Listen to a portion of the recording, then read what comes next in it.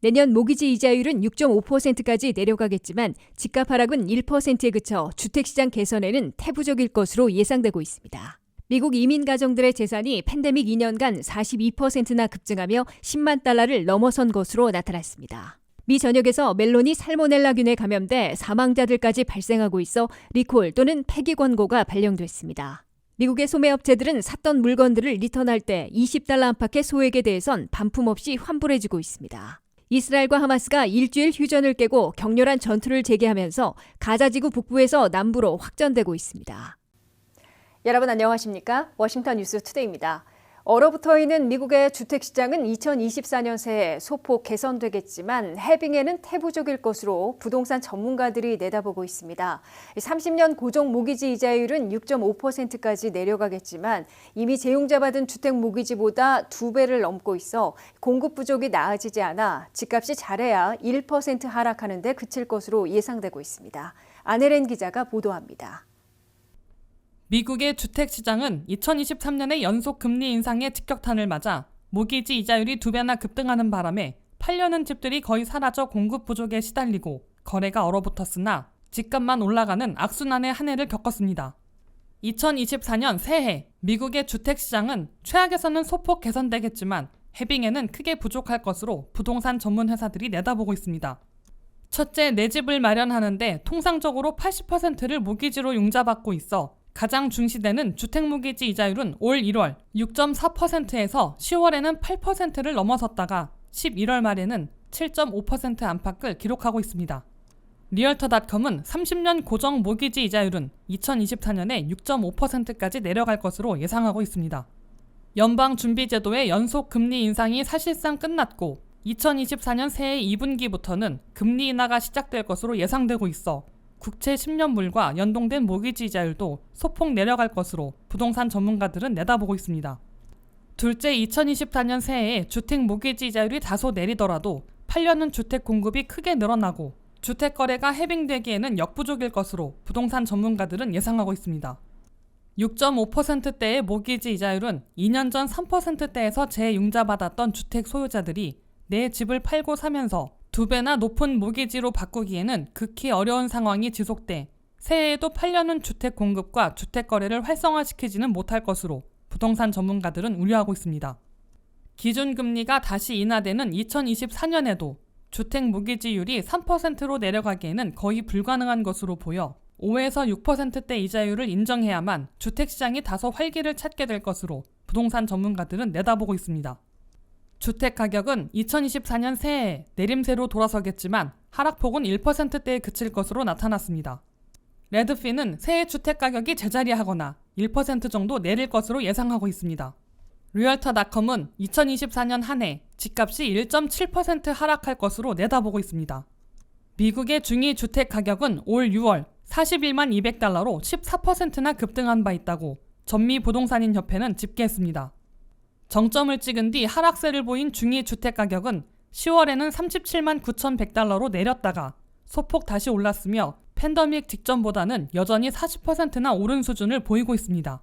큰 폭으로 오른 수준에 비해 2024년 새해 1%대 하락에 그친다면 미국 주택시장의 해빙과 활성화에 긍정적인 영향을 미치지는 못할 것으로 예상되고 있습니다.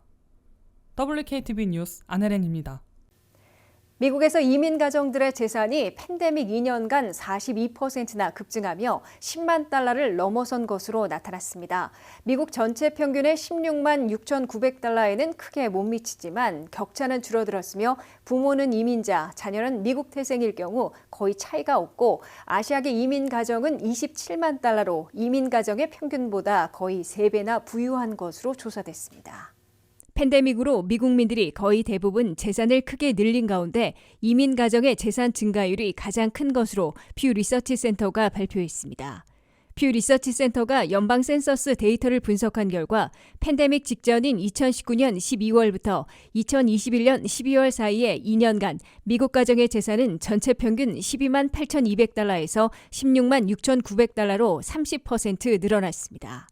이민 가정의 경우 2019년 말에는 7만 3,300달러에 불과했으나 2021년 말에는 10만 4,400달러로 42%나 급증했습니다. 이민 가정의 재산은 전체 평균보다 아직 6만 달러 이상 적은 것이지만 증가율이 높아 그만큼 격차를 좁혔음을 보여주고 있습니다. 미국 태생 가정의 재산은 13만 7,600달러에서 17만 7,200달러로 다소 낮은 29% 늘어났으나 여전히 가장 부자인 것으로 나타났습니다.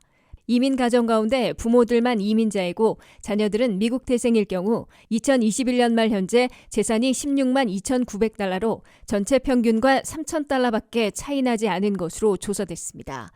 이민 온 지 오래된 이민 가정일수록 재산을 많이 늘린 것으로 나타났습니다.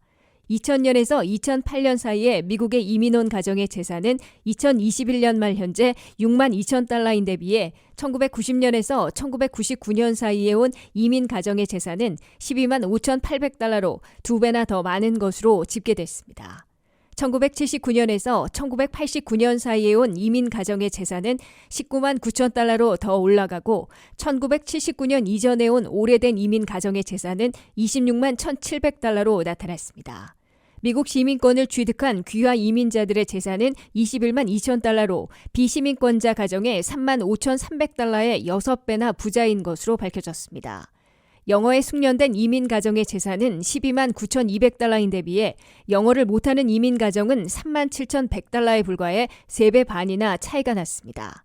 한인을 포함한 아시아계 이민 가정의 재산은 2021년 말 현재 27만 700달러로 유럽계 백인 가정의 37만 5,900달러에 비하면 10만 달러 이상 적지만 중남미 이민 가정의 4만 1,000달러보다는 6.6배나 많은 것으로 계산됐습니다. 이민 가정을 포함한 미국 가정의 재산은 절반 정도가 주택 자산이고 3분의 1은 주식, 채권, 은퇴저축, 10% 안팎은 자동차와 렌탈 자산인 것으로 나타났습니다. 미국 가정 전체 평균을 보면 45%가 주택 자산이고 36%가 금융자산, 9%가 기타 자산으로 분류됐습니다. 이민 가정은 58%가 주택 자산이고 32%가 금융자산, 15%가 기타 자산으로 집계됐습니다. 미 전역에서 멜론이 살모넬라균에 감염돼 사망자들까지 발생하고 있어 먹지 말고 버리라는 경고령이 발령됐습니다. 전체 멜론이나 썰어서 파는 조각 멜론, 과일 샐러드에 들어있는 멜론까지 전부 폐기하도록 권고되고 있습니다. 안혜린 기자의 보도입니다. 미국에서 또다시 멜론 적색 경보가 발령돼 먹지 말고 버리라는 리콜 또는 폐기 권고가 나왔습니다. FDA 미 식품의약국은 전체 멜론이나 썰어서 파는 조각 멜론, 과일 샐러드에 들어있는 멜론까지 살모넬라균에 감염돼 심각한 질환으로 발병될 위험이 있어 먹지 말고 버리라고 경고했습니다. CDC 연방질병통제예방센터에 따르면 10월 중순 이래 멜론을 먹고 살모넬라균에 감염된 환자들은 34개 주에서 117명에 달하며 그 중에서 2명이 숨지고 61명이 입원 치료를 받았다고 밝혔습니다. 2명의 사망자들은 미네소타에서 발생한 것으로 나타났습니다. CDC는 멜론을 먹고 살모넬라균에 감염된 환자들은 실제로는 보고된 117명보다 훨씬 많을 것으로 추산된다고 밝혔습니다. CDC는 살모넬라균에 감염되면 설사와 발열, 위 경련을 겪게 된다고 경고했습니다. 살모넬라균은 특히 5세 이하 어린이, 노년층, 면역체계 취약층에게는 감염 시 치명적일 수 있다고 보건당국은 밝혔습니다. 실제로 이번에 보고된 환자들 가운데 14명이 롱텀 케어 시설에 거주하는 노인들이었으며 7명은 보육시설에 다니는 어린이들이라고 CDC는 집계했습니다. 다만 보통 건강한 사람들은 살모넬라균에 감염되더라도 충분하게 휴식을 취하고 탈수를 막기 위해 많은 양의 물을 마시면 수일 만에 자가치유되는 경우들이 흔하다고 보건당국은 밝혔습니다. 월마트, 트레이더조, 크로거, 알디 등 대형 그로서리들은 이미 11월까지 3차례나 멜론에 대해 리콜한 바 있는데 12월 초에도 다시 리콜에 나서고 있습니다. 그로서리에서는 멜론을 통째로 팔기도 하고 슬라이스로 썰어 간단하게 랩으로 포장해 판매하고 있습니다. 또한 과일 샐러드에도 멜론 조각을 포함시키고 있습니다. 이번에 살모넬라균의 감염 사태를 일으킨 멜론은 멕시코산으로 나타났으나 시중에 판매되는 멜론에선 썰어 팔거나 과일 샐러드에 들어있는 경우 어디에서 생산된 것인지를 구별해낼 수 없습니다. 따라서 통째로 파는 멜론이나 슬라이스해서 파는 멜론 조각, 과일 샐러드에 포함된 멜론 할 거 없이 먹지 말고 버리라는 보건당국의 강력한 권고가 발령된 것으로 해석되고 있습니다. 미국에서는 한 해 멜론뿐만 아니라 각종 물품에서 살모넬라균에 감염되는 사람들이 135만 명이나 되며 그 중에서 26,500명이 입원 치료를 받고 심지어는 420명이나 목숨을 잃고 있다고 CDC는 경고하고 있습니다. WKTV 뉴스 안혜린입니다. 아마존을 비롯한 미국의 대형 소매업체들은 연말 대목에서 샀던 물건들을 리턴할 때 대략 $20 안팎의 소액에 대해선 반품 없이 환불해주고 있습니다. 반송받는데 비용이 더 들어가기 때문에 리턴을 원하는 소액 구매자들에게는 반송 없이 환불해주면서 그냥 쓸 수 있게 허용하고 있으나 상습적인 사기 환불 요구는 철저히 추적하고 있습니다. 미국의 대형 소매업체들은 최대 쇼핑 시즌인 연말 대목에서 파격 할인으로 매출을 올리기에 전력 투구한 다음 이제는 리턴 처리에 부심하고 있습니다. 특히 반송받는데 비용이 더 드는 소액 구매에 대해선 배보다 배꼽이 더 크고 반송받아 처리하는 일이 더 난제이므로 반품 없이 환불만 해주는 정책을 펴고 있습니다. 사기 환불 요구를 최소화하기 위해 공표하지 않고 리턴을 요구하는 고객들 가운데 대략 $20 안팎의 소액일 경우 반품 없이 환불해주고 상품은 그냥 가지라고 통보하고 있다고 CBS 뉴스가 보도했습니다. 한 설문조사 결과 미국 업체들의 59%나 이른바 키핏 서비스를 제시하고 반송 비용이 더 든다고 판단하는 소액 구매에 대해선 환불해 줄 테니 반품하지 말고 그냥 가지라고 밝히고 있습니다. 응답회사의 27%는 $20까지 반품 없는 환불 정책을 적용하고 있다고 대답했습니다. 온라인 쇼핑의 공룡업체인 아마존은 리턴 없는 환불 정책을 시행하고 있습니다. 홈 데코레이션, 가구 납품업체, 애완동물 식품회사 등이 주로 리턴 요구 시 반송 비용이 더 든다고 판단될 경우 반품 없는 환불을 적용하고 있다고 CBS 뉴스는 전했습니다. 미국에서는 최대 쇼핑 시즌에 판매되는 상품들이 최대치로는 절반이나 리턴하고 있는 것으로 알려지고 있습니다. 리턴을 요구했다가 마음에 드는 다른 상품으로 교환하는 고객들도 상당하지만 끝내 환불받는 경우들은 허다한 것으로 보입니다. 그런데 매장에서 산 상품을 리턴하려면 직접 가져가서 반납하면 되지만 근래 들어 온라인 구매가 더 급증했기 때문에 온라인 구매와 리턴이 새로운 문제로 등장하고 있습니다.